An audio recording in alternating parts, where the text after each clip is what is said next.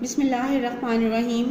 السلام علیکم بچوں، یہ ہمارا اسلامیات کا ریسورس پیک ہے اور آپ نے آج قرآن مجید کی تلاوت کے آداب کی پڑھائی کرنی ہے اور اس کے سوال جواب بھی لکھیں گے۔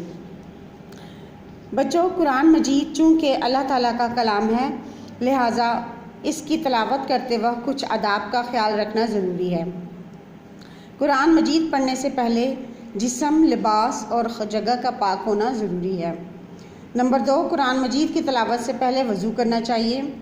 قرآن مجید کی تلاوت سے پہلے تعوذ اور تسمیہ پڑھنا چاہیے۔ قرآن مجید کو پڑھتے وقت اعراب کا خیال رکھنا چاہیے۔ صحیح تلفظ سے پڑھنا چاہیے۔ قرآن مجید کی تلاوت ٹھہر ٹھہر کر کرنی چاہیے۔ قرآن مجید پڑھتے وقت باتیں نہیں کرنی چاہیے۔ قرآن مجید پڑھا جا رہا ہو تو ادب سے سننا چاہیے۔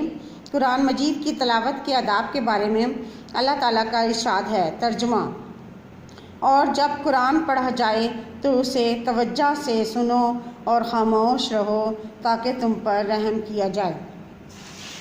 بچوں، آپ نے قرآن مجید کی تلاوت کے آداب کے سوال نمبر 4 یعنی قرآن مجید کی تلاوت کے 5 آداب لکھیے کا جواب یہ لکھنا ہے کہ قرآن مجید 5 آداب لکھنے ہیں، اور پہلا ہے قرآن مجید پڑھنے سے پہلے جسم، لباس اور جگہ کا پاک ہونا ضروری ہے۔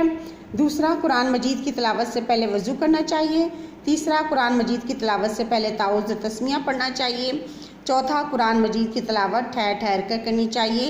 پانچواں، قرآن پاک پڑھا جا رہا ہو تو ادب سے سننا چاہیے۔